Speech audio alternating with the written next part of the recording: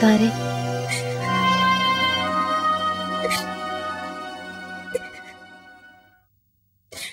സങ്കടം ഇനിയും കരഞ്ഞു തീർന്നില്ലേ? മനസ്സിലെ വിഷമം മുഴുവൻ കരഞ്ഞെങ്കിലും തീർക്കട്ടെ എന്ന് കരുതിയാ ഞാൻ ഇങ്ങോട്ട് വരാതിരുന്നേ. കഴിഞ്ഞത് കഴിഞ്ഞു. ഇനി അതിനെപ്പറ്റി ആലോചിച്ച് മനസ്സ് തളർത്തണ്ട.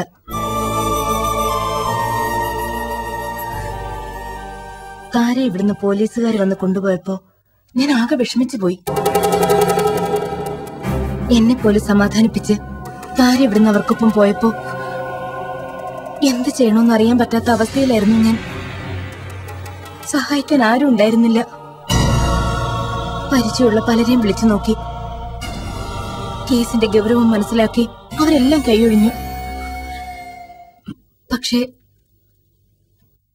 അവസാനം പിന്നീട് സംഭവിച്ചതൊക്കെ കൂട്ടിച്ചേർത്ത് വായിക്കുമ്പോ താരയുടെ ചില തീരുമാനങ്ങൾ തെറ്റായി പോയോന്ന് എനിക്കൊരു സംശയം.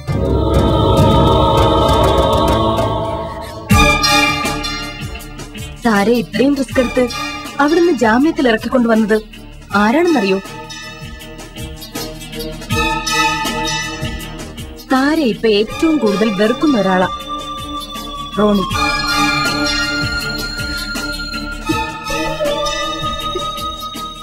പറയുമ്പോ ചിലപ്പോ താര വിശ്വസിക്കില്ലായിരിക്കും. ഇവിടുന്ന് താരെ അറസ്റ്റ് ചെയ്തുകൊണ്ട് പോയപ്പോ പുറമേ കാണിച്ചില്ലെങ്കിലും റോണിയുടെ ഒരു ടെൻഷൻ എനിക്ക് മനസ്സിലായി. ആരെയൊക്കെയോ വിളിച്ചു, എന്തൊക്കെയോ പറഞ്ഞു, ആരുടെയൊക്കെയോ കാല് പിടിക്കുന്ന ഞാൻ കേട്ടു. അവസാനം എന്നോട് വന്ന് പറയായിരുന്നു താരെ അവിടെ നിന്നും കൂട്ടിക്കൊണ്ടുവരാൻ. എന്റെ ജോലി അത്രമാത്രമേ ഉണ്ടായിരുന്നുള്ളൂ.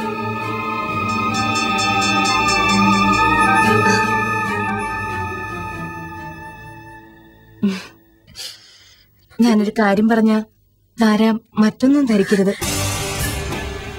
റോണിയെ പറ്റി താര പറഞ്ഞു കേട്ട അറിവേ ഉള്ളൂ എനിക്ക്. പക്ഷേ ഇപ്പോ ഈ വാശിയും എടുത്തുചാട്ടവും അതൊക്കെ മാത്രമേ ഉള്ളൂ റോണിക്ക്. ഉള്ളിന്റെ ഉള്ളിൽ താരയോട് ഒരുപാട് ഇഷ്ടമുണ്ടെന്ന് എനിക്ക് തോന്നുന്നു.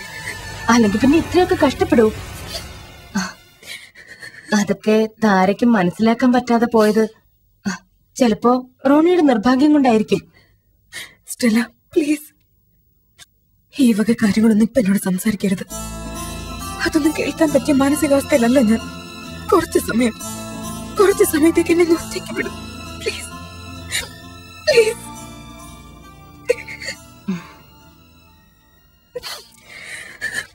അല്ല, ഇവിടെ സംഭവിച്ച കാര്യങ്ങളൊക്കെ താരൊന്ന് അറിഞ്ഞിരിക്കാൻ ഞാൻ പറഞ്ഞതേ ഉള്ളൂ. നാളെ നിസ്സാരമായൊരു കാര്യത്തിന് താരക്കൊരു നഷ്ടബോധം ഉണ്ടാവരുതല്ലോ, അതുകൊണ്ട് മാത്രം. അത്രേ ഉള്ളൂ. താര റെസ്റ്റ് എടുത്തോ, ഞാൻ പിന്നെ വരാം.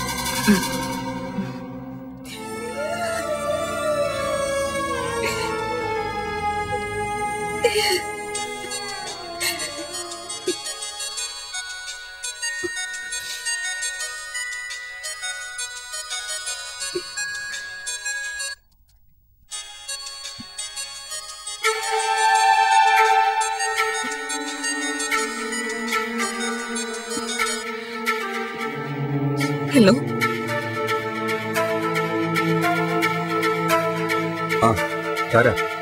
ഞാനാ ജയരാജ്. താര എനിക്ക് അത്യാവശ്യം ഒന്ന് കാണണം. ഞാൻ താരയുടെ വീടിന്റെ മുന്നിലുണ്ട്.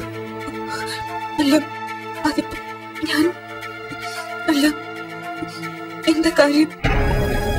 അത് ഫോണിലൂടെ പറഞ്ഞാൽ ശരിയാവില്ല. എനിക്ക് നേരിട്ട് കണ്ട് സംസാരിക്കണം. താര വന്നേ പറ്റൂ, ഇപ്പൊ തന്നെ. വരുമോ? ഞാൻ വെയിറ്റ് ചെയ്യട്ടെ. നമ്മൾ ആദ്യം കണ്ട് സംസാരിച്ച അതേ സ്ഥലത്ത്.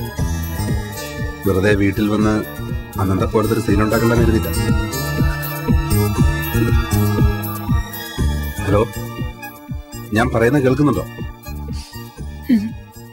ഞാൻ വരാം.